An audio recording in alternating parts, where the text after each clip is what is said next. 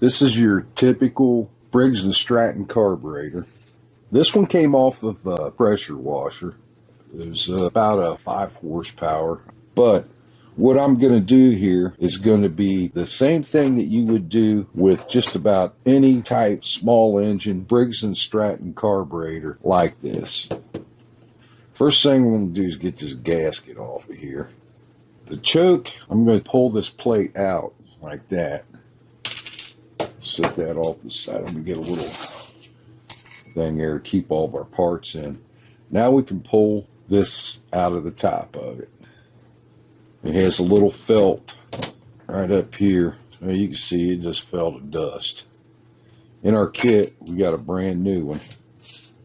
Down the front of it, I'm going to take the screw out of this throttle plate. Make sure you're on a flat surface. You got a hold of your throttle and you're flat on that screw. Sometimes they can be pretty tight. We got the screw loose, and now we can get the throttle plate out of it.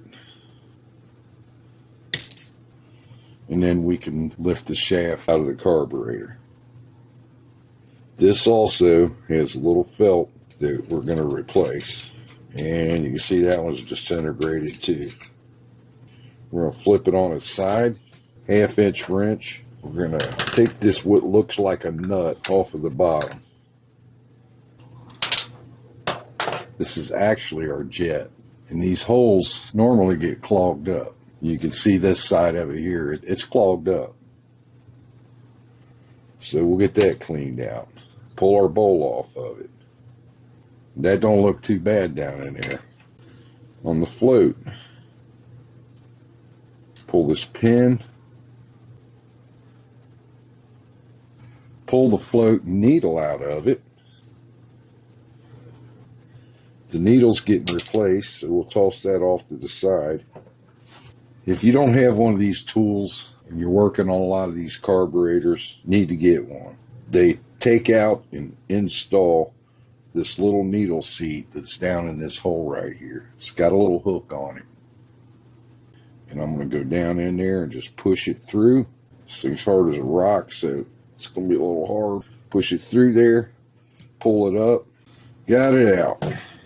It's pretty hard. We got a new one of these in the kit. Just a little thingy like that.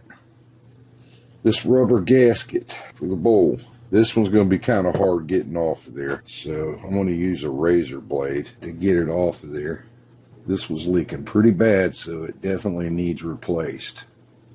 And there that is. We're going to throw that over there. Now, with these, when you've got a jet like that there, and you've got a metal emulsion tube that comes up out of the top of it, you're not going to be able to get that out of there. Now, if it's one that you have to unscrew the jet from inside of here, those usually will come out. But these are pressed in there pretty good, so just leave it alone. I'm going to take this Welch plug off of it. I've got new ones here. I want to make sure that it's the right size before I do this, and that's the right one. All right, I'm going to take my drill.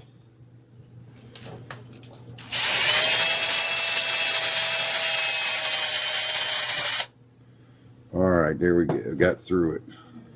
I'm going to take my little pick and see if we can pop it out of there. There it goes. I don't think I did any damage, so we got that out. Now with this jet, there's actually 2 holes in here. Spin it around. The other one's right there. Find the size that's going to fit that hole there. You don't want to drill it out. You just want to be able to push through it and clean that hole out. Now you can see through it. On the top one, I'm going to take the smallest one because that's a little tiny hole in there. And I'm just going to push down through there and push out anything that might have been caught in there. Now you see me use this stuff quite a few times, and I've had this can for years. I can't tell you how many carburetors I've cleaned in it. It's Berryman's Chem Dip. It's now about $39 for a gallon of it. But I'm telling you, man, this stuff will last you for a really long time, just as long as you don't put really dirty carburetors in it. So I'm going to soak this stuff for about 20 minutes, take it out, wash it off with some soap and water, and put this thing back together. All of our parts have been soaked and took into the wash bin, used some Dawn liquid soap and some warm water, and got everything washed off of it. And now I want to blow dry them. Now I don't want to damage that plastic inlet nipple that they've got on the other side. So I've got it supported inside this vise. And I'm going to take my Welch plug and I'm going to put it down in the hole. And I'm going to take a punch. It's got a fairly large end on it. I don't want to poke a hole in it. But I'm going to come right down to the center of that Welch plug. And I'm going to put a dimple in it. Just like that. Now that's never going to come out of there. This one here is just a vent for the inside of the carburetor.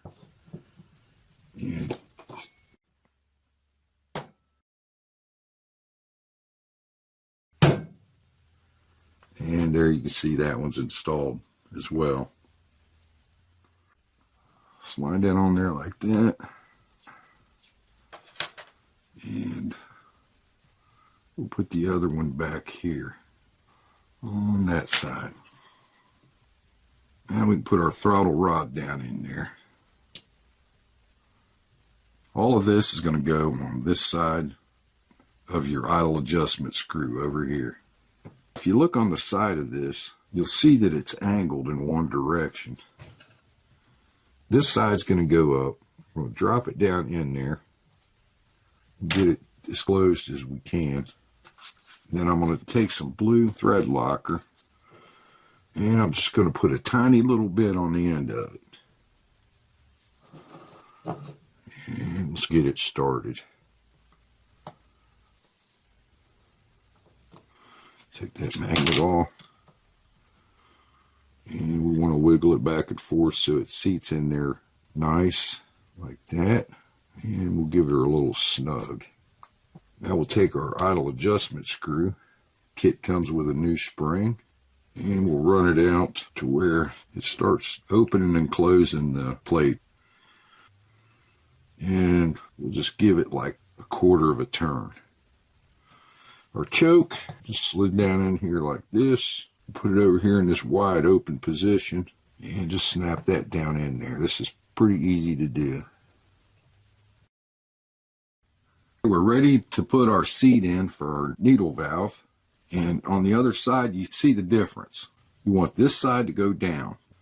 This hook on this side will dig it out of there. This side, plug it in the hole and push it down in there.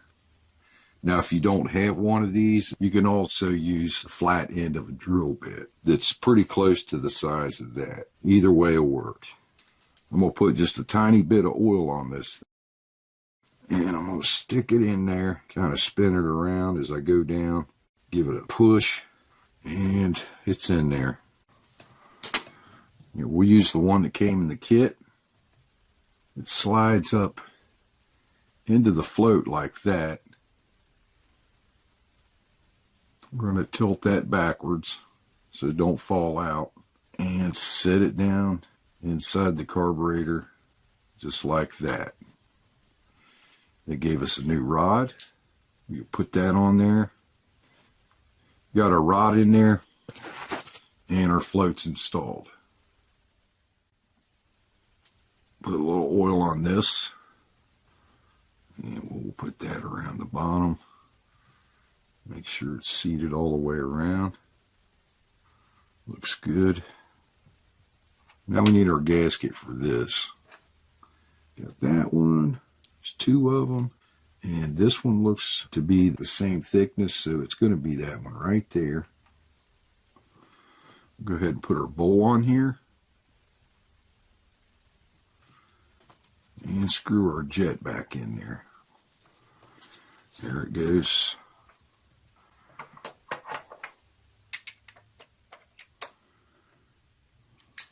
Just snug that down. And we got us a rebuilt carburetor. If you made it this far in the video, thank you for watching.